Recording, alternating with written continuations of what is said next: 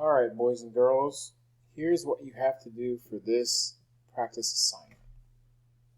Alright, the number one thing is to learn how to style images in various ways, whether they're resizing them with width or height, centering them, aligning them with text, or even giving them a picture frame effect.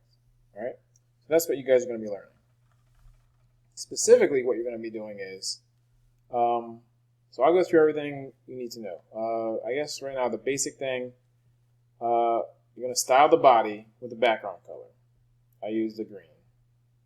You can use whatever color you like. And then you need a Google font. I used this monospace font. You can use whatever font that looks decent. Nothing crazy. And you're going to make your web page from a responsive grid layout. A 12-column responsive grid layout. Now I'm going to remind you what you need to do, what you need to make a responsive grid layout. One sec. Alright, so here are the 4 things that you need to make a responsive grid layout. Number 1, you need to give all the widths in the 12-column layout, the correct widths. So what is 1 column wide? So 1 divided by 12. What's 12 columns wide? 12 divided by 12. And everything in between. You need to float all the column divs and give them some padding so it looks a little nice. You need to stop everything that floats. You need to stop the floating after each row. So that's what this does. It stops the floating. That's what Clearboat does. And it makes it look like a table. So you need that.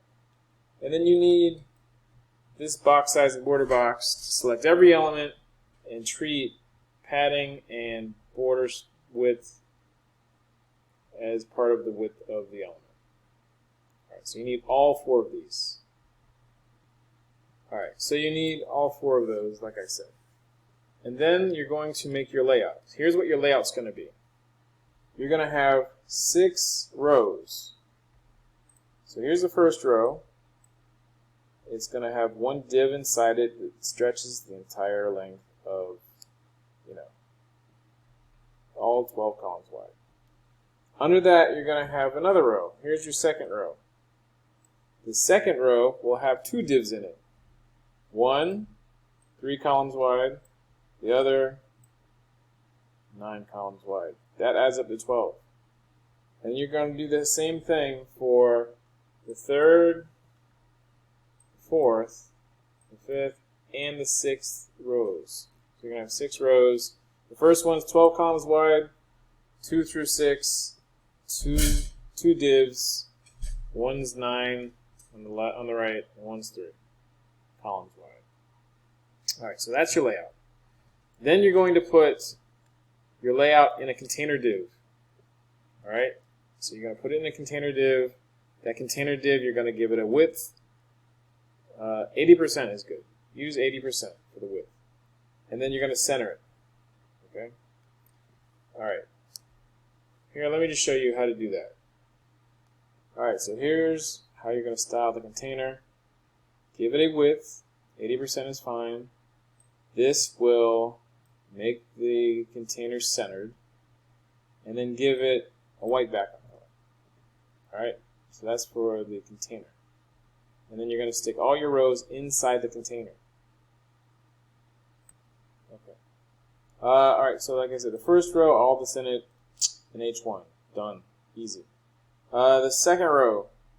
So in this first column, you're just going to have this text. This is an H2. This is a paragraph. These are bold, so strong tags. Just recreate that. And then you're going to make 3 classes. One for a large size image, one for a medium, and one for a small.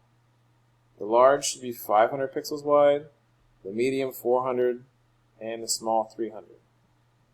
Alright, so that's what you're doing for the second row. And I want you to use the same image. So you're going to pick an image, and you're going to use it 3 times, and you're just going to use the different classes for each. One for large, one for medium, one for small.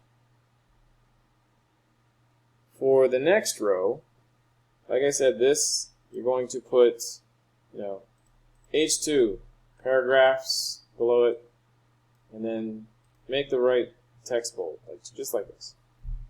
So for this one, you're going to make another new rule, one that centers an image. So you use display block to turn the image into a block element, and then margin auto to center it. And then you're going to apply that class to 3 different images here. And then you're also going to apply the classes you made for this row. Small, medium, large. Wait. Large, medium, small. So they're going to have 2 classes. Large and centered, medium and centered, small and centered. Alright, that's what we're doing for that row. For this row, you are going to, same thing, H2 in paragraphs, make the correct things bold. You're going to get a good amount of text, right? And it has to be big enough to go past the image and under it like this. Alright, that's what it needs to do. And you're going to create another class that will make an image float to the left, give it some margin on the right and the bottom. So this is going to be one class. You can call it left if you want. And you're going to apply that class to this image, and you're going to also apply the medium class to this image. So this image is going to have left and medium. You're going to have enough text that can go under it. And then for this row, very similar, only it's the exact same thing, only you're going to have this guy go to the right. Alright? Exact same thing, but to the right. So this is also medium. So this one here, medium left, this one here, medium right. And then for the last row, so H2 in paragraphs, you're going to take 2 different images, stick them here. You're going to create a picture frame class, one that uses a border for the frame, padding, and a background color for the matting. I used white. And you're going to apply that class to these 2 images. They're going to be different images. And then this is going to be large, and this one's going to be medium. So they're going to use the picture frame class and large, and the picture frame class and medium. And I also want you to select this column div, give it a second class, and give it a different color background. Alright? And is there anything else I'm missing? I'm not sure if I said it already, but I want you to give every row, every div that has a row class, a bottom border like this. Your border can look different. I don't care if it's solid or dashed or dotted or what, just as long as you give it a correct border. Make sure it's the same color as the background color for the body. All right. And I think that's it. Make sure you put your styles in the head. You don't need a separate style sheet. And I'm going to include a link to where you can find images to put on your page.